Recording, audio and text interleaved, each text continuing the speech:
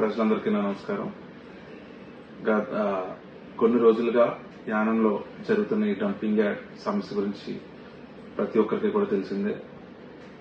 కొత్తగా గోపాల్ నగర్ లో డంప్ చేయిస్తూ మన రీజనల్ అడ్మినిస్ట్రేటర్ మున్స్వామి గారు పోలీస్ ప్రొటెక్షన్ తో ఒక డంప్ చేయడం జరిగింది. దీనికి నేను మొదటి రోజు నుంచి కూడా యానం ప్రజలకి చెప్పేది ఒకటే విషయం, దీంతో నేను ఏ రాజకీయం చేయదలుచుకోలేదు, ఏది అవసరం కూడా లేదు. కానీ కనకాలపేట ప్రజలందరూ కూడా, యూకేవి నగర్ ప్రజలందరూ కూడా, భీమ్నగర్ ప్రజలందరూ కూడా ఎంతైతే ఇబ్బంది పడుతున్నారో, అది ఒక శాసనసభ్యుడిగా నన్ను గెలిపించిన తర్వాత నేను అది చేయలేకపోతే అది నా తప్పు అని ఒక కోర్టు ఆర్డరు, అదేవిధంగా ఒక ఎల్జీ గారి ఆర్డరు, అదేవిధంగా ఎన్జీటీ గైడ్ లైన్స్ ప్రకారం అక్కడ ఉండకూడదన్న విషయం ఒక 4.5 years నుంచి ఫైట్ చేస్తూనే వస్తున్నాం. దానికి యానం ప్రజలందరికీ కూడా తెలిసిన విషయం. దానికి నేను ఆ రోజు మరి ముఖ్యంగా ఒక క్లీనింగ్ అక్కడ ఎకోపీ అని చెప్పి వాళ్ళు దాన్ని లెగసీ వేస్ట్ క్లీన్ చేయడానికి వచ్చారు. వాళ్ళది అయిపోతూ ఉన్న టైంకి అప్పటి వరకు వాళ్ళకి పర్మిషన్ ఇచ్చాం. వాళ్ళది అయిపోతుంది ఇంకొక 2 రోజులు అనగా నేను అక్కడికి వెళ్లి ఆపడం జరిగింది. దానికి ఏంటంటే ఒక ప్రత్యామ్నాయం ఖచ్చితంగా 2 నెలలు అన్న సుమారు 16 నెలల వరకు దానికి ఇంటుకుని రావడం జరిగింది. ఈ పరిస్థితిలో గోపాల్ నగర్ ప్రజలకి అక్కడ షిఫ్టింగ్ ఉండదు అని చెప్పి ఆల్ పార్టీస్ తరఫు నుంచి నేను అవనమండి ఆ రోజు ధర్నా పెట్టిన చోట పబ్లిక్ మీటింగ్ లో కూడా ప్రజలకి అనుగుణమైన చోటు, ఎవరికి ఇబ్బంది లేని చోటునే అది పెట్టాలని చెప్పి చెప్పడం జరిగింది.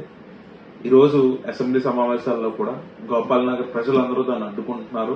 ఖచ్చితంగా అక్కడ ఉండకూడదు, ఎవరికి ఇబ్బంది లేని చోట, మన సీఎం గారు ఆంధ్ర అంటున్నారు, లేకపోతే ఇంకో చోట అంటున్నారు, ఏదో ప్రైవేట్ సైట్ అంటున్నారు, ఎక్కడైనా కూడా ప్రజలు ఇష్టపడిన చోట, ఎవరికి ఇబ్బంది లేని చోట ఇది పెట్టాలని చెప్పి ఈరోజు అసెంబ్లీ సమావేశాల్లో కూడా మన స్పీకర్ గారికి, అదేవిధంగా సీఎం గారికి కూడా చెప్పడం జరిగింది.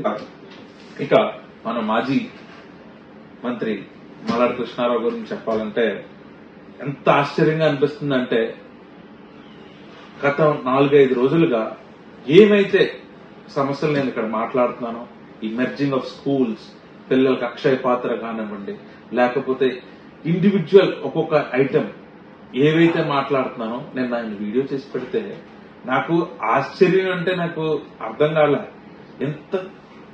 ఎంత చీప్ గా అతను ఎలా బిహేవ్ చేస్తాడో. అంటే నాకు లోపల మాట్లాడేవి ఒక్కొక్క రోజు ఒక ఫోటో వస్తుంది, ఒక వీడియో వస్తుంది, కొంచెం రావట్లేదని కూడా చెప్పాను. ఏమైతే అంశాలు నేను మాట్లాడాను, మాస్టర్ ప్లాన్ అని, లేకపోతే ఈ స్కూల్ మెర్జింగ్ అవని, guest teachers, NMR, FTCLRs regularisation, guest teachers regularisation, ప్రతి అంశం నేనే చేసేస్తున్నాను, నేనే చూసేస్తాను. ఈయన చెప్పాడంట 27వ తారీఖు ఆయన సీఎం గారు నోట్లోకి వస్తారు. నాకు అర్థం కాని విషయం ఏంటంటే, ఇంకా చాలా చీప్ అనమాట అండి. ఇంకా 30-40 సంవత్సరాలు ఈయన అసెంబ్లీలో ఏం పీక్కోడో కూడా ఎవరికి తెలియదు, ఏం జరిగిందో కూడా ఏమీ తెలియదు. ఇక్కడ తను చెప్తున్నాడు, ఇక్కడికి వచ్చి నుంచున్నాడు. మొన్న లోపల 11:30 రాత్రి 11:30-12 గంటల వరకు అసెంబ్లీ జరుగుతుంటే ఈయనకి కింద నుంచి ఒక యాంగిల్లో ఒక ఫోటో తీయాలి, పైనుంచి యాంగిల్లో ఒక ఫోటో తీయాలి. నేను ఇక్కడికి వచ్చి ఫైల్ పట్టుకుని 33 మంది శాసనసభ్యులు, సుమారు 6 మంత్రులు, ఒక సీఎం, ఒక స్పీకర్, అందరూ ఎమ్మెల్యేలు అందరూ కలిసి ఉన్న హౌస్ లో అంతుంటే, నేను బయట నుంచి నువ్వు వచ్చి ఏంటి ఇక్కడ నేను ఉన్నానో, నేను చెప్తేనే అసెంబ్లీ అంతా నడిచేస్తున్నట్టు అసెంబ్లీ ముందు నుంచుని ఒక విధమైన అతను ఏమన్నా ఒక ట్రాన్స్ లో ఉంటున్నాడేమో అన్న ఫీలింగ్ అండి. ప్రజలందరూ కూడా అర్థం చేసుకోవాల్సిన విషయం ఎంతైనా ఉంది. పని ఇక్కడ ఒక శాసనసభ్యుడిగా మీకు ఏవైతే సమస్యలు ఉన్నాయో, అది మెర్జింగ్ ఆఫ్ స్కూల్ది ఇప్పుడు కాదండి, ఒక 1.5-2 months బ్యాక్ నేను ఇష్యూ వచ్చిన ఎరైజ్ అయిన వెంటనే హోమ్ మినిస్టర్ గారి ఇంటికి వెళ్తే, అశోక్ ఏం చేద్దాం, ఇది ఓకే వద్దు ఆపేద్దాం సార్, అసలు ఆ టాపిక్కే లేదు. మరి ఇతను దాన్ని క్రియేట్ చేసేసి యానంలో ఒక టీచర్స్ ఇంటికి పిలిపించేసుకుని, డెలిగేట్ ఇంటికి పిలిపించేసి ఒక వాతావరణం సృష్టించేసి, నేను ఇప్పుడు ఏం చేసేయాలి, సరే నేను కూర పంచి పెడతాను, పుస్తకాలు పంచి పెట్టేస్తాను, కెనలు ఫోటోలు వేసేసుకుని పంచిపెట్టేయాలి. ఇదే తాపత్రయం, ఏదో రకంగా రాజకీయ ఉత్కంఠ నడపాలి, ఇంటికి పిలిపించుకోవాలి, ఇటువంటి ఆత్రం తప్ప మనోడు ఈ మాజీకి ఇంకొక ఏమీ లేదు. ఈ అంశాలన్నీ కూడా ఏవైతే ఉన్నాయో, ఒక శాసనసభ్యుడిగా నాకు ఓటు వేసినా ఓటు వేయకపోయినా, మీరు నా దగ్గరికి వచ్చినా రాకపోయినా ఇక్కడ రిప్రజెంట్ చేసే పరిస్థితిలో నేనున్నాను. ప్రజలు నన్ను నిలబెట్టారు కాబట్టి ప్రజలందరూ కూడా క్లియర్ గా అర్థం చేసుకోవాల్సిన విషయం ఉన్నాయి. రాజకీయాల్లో మీకు ఒక నాయకుడు నచ్చొచ్చు, ఇంకొకరు నచ్చకపోవచ్చు, ఇది లేదు. కానీ సమస్య తీర్చుకోవడానికి మాత్రం ప్రజలచే ఎన్నుకోబడిన నాయకుడు ఖచ్చితంగా అతను ఇక్కడ రిప్రజెంట్ చేసే పరిస్థితి ఉంది. కాబట్టి అది స్పీకర్ గారి ముందు, శాసనసభ్యుల ముందు, మంత్రుల ముందు, కన్సర్న్ డిపార్ట్మెంట్ మినిస్టర్ ముందు, చీఫ్ మినిస్టర్ ముందు ఇది రిప్రజెంట్ చేసే పరిస్థితి ఉంది. కాబట్టి ఎవడో సంఖలో ఫైల్స్ పెట్టుకుని వచ్చి నేనే పీకేస్తున్నాను, నేనే చేసేస్తున్నాను అంటే అది అసత్యం అని ఈ రోజుకైనా కూడా మీరు నమ్మకపోతే, ఒక టీచర్స్ కానీ, ఎడ్యుకేటెడ్ పీపుల్, ఎంప్లాయీస్ కానీ అన్ని రకాలుగా మాకంటే ఎక్కువ ఎంతో మంది నాయకుల్ని, ఎంతో మంది మంత్రుల్ని, ఎంతో మంది చీఫ్ మినిస్టర్ని చూసిన మీరు ఒక అసలు సంబంధం లేని వ్యక్తి సొల్లు కౌరులు చెప్తున్నాడంటే వాటిల్ని మరి ఎంత దారుణంగా మీరు తీసుకుంటున్నారంటే నాకు అర్థం కావట్లేదు. ప్రజలందరికీ కూడా నేను చెప్పేది ఒకటే, లోపల ఎస్సీస్ లోన్స్ 5 to 7 lakhs పెంచారు. ప్రతి ఒక్కరికి కూడా 30,000 నుంచి 30,000 40,000 స్కీములు కూడా ఇది వర్తిస్తుంది అని చెప్పి కన్సర్న్ మినిస్టర్ చెప్పారు. అదేవిధంగా ప్రతి గెస్ట్ టీచర్స్ కి 284 మంది కాంట్రాక్ట్ వాళ్ళు ఉన్నారు, 84 మంది గెస్ట్ టీచర్స్ ఉన్నారు, వాళ్ళకి రెగ్యులరైజేషన్ జరుగుతుంది అని చెప్పారు. నాకు సంబంధించిన ఇక్కడ లోకల్ గా ఉన్న లీడర్స్ వాళ్ళు కూడా ఉన్నారు, టీచర్స్ సంబంధించిన వాళ్ళు కూడా వచ్చేసరికి మా గురించి రేస్ చేసినందుకు చాలా థ్యాంక్స్ అని చెప్పారు. మిల్క్ బాయిలర్స్, ఈ ఇప్పుడు ఆశా వర్కర్స్ శాలరీస్ గురించి మాట్లాడుతున్నాం.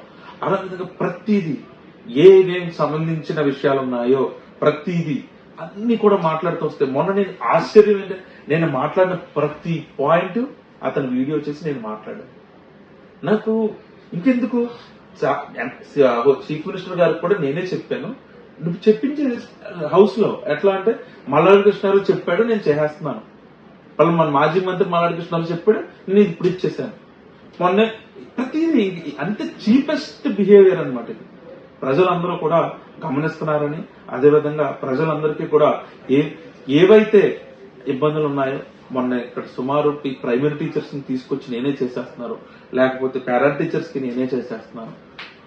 మీకు ఒక విషయం అర్థం కాంది, నేను పారా టీచర్స్ కి కన్సాలిడేటెడ్ పే మాట్లాడి పెట్టున్నాను ముందే, అది అలా డిలే అవుతూనే వస్తుంది. పారా టీచర్స్ ని కూడా ఏ రకంగా అన్యాయం చేయకూడదు, వాళ్ళకి కూడా మనం మంచి చేయాలి. వచ్చేసి ఫోటో తీసేసుకుని 2-3 గంటలు వెయిట్ చేయించి ఇక్కడ దేకించేసి ఏంటి ప్రవర్తన, ఏం చేసేద్దాం, నువ్వు ఎన్ని నేను చేసిన మిస్టేక్సా? తమర కొత్త కాలంగా మీటున్న హయాంలో చేసిన మిస్టేక్ని పూడ్చుకుంటూ అది ఏది రకంగా అయితే మంచి జరుగుద్ది, వాళ్ళకి అన్యాయం జరగకుండా ఉంటుంది అని చెప్పి ప్రతి ఒక్కరికి హోమ్ మినిస్టర్ గారి కన్సర్న్ డిపార్ట్మెంట్ తీర్చేసుకోవటం, లేకపోతే మిగతా డిపార్ట్మెంట్స్ లో ఏ ఇష్యూస్ ఉన్నాయి అన్ని కూడా మాట్లాడుతూ వస్తుంటే ఆ సొల్లా మరి అది నోరా, అది ఏంటో అర్థం కావట్లేదు. నేను దైవ సాక్షిగా కూడా నేను ఇప్పుడు మాట్లాడిన ప్రతి మాట కూడా నాకు ఒక శాసనసభ్యుడిగా యానం ప్రజలు నన్ను ఎన్నుకున్నారు, ఈ హౌస్ సాక్షిగా నేను ప్రతిదీ కూడా ప్రజలు అక్కడ రిప్రజెంట్ చేశాను. అక్కడ విన్న ప్రతి విషయాన్ని కూడా నేనే మాట్లాడాను, నేనే చేశానని చెప్పుకుని దానికి ఒక టీవీ ఛానల్, కొన్ని పేపర్లో ఇతనికి కొమ్ము కాస్తున్నాయంటే యానం ప్రజలందరూ కూడా ఇవన్నీ గమనిస్తూ ఇవన్నీ కూడా మీరు అర్థం చేసుకుంటారని ఆశిస్తున్నాను.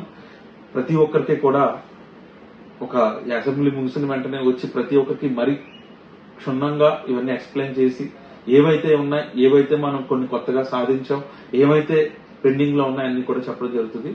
మీ ప్రతి ఒక్కరికి కూడా నేను ఎప్పుడు కూడా శాసనసభ్యుడిగా మీ అందరిలో మీ ఇంట్లో బిడ్డగా మీకు అండగానే ఉంటాను తెలియజేసుకుంటూ సెలవు తీసుకుంటాను.